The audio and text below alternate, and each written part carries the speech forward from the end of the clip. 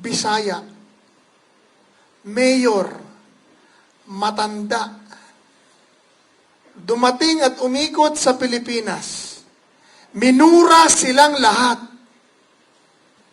Binantaan na sila ay papatayin kung hindi sila titigil. Lumaban kapalit ang buhay. Kalayaan, dignidad. Si Tatay Digong yon. At nung siya po ay umupo bilang Pangulo, hindi niya tayo niloko. Ginawa niya talaga ang tama. Doon po natin nakita na takot pala ang politiko mahuli sa korupsyon.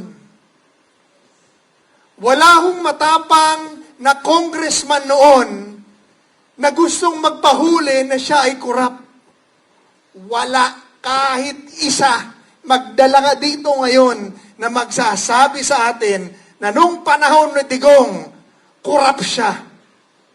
Wala. Wala hong opisyal ng gobyerno noon na may lakas loob mag-abuso sa kapangyarihan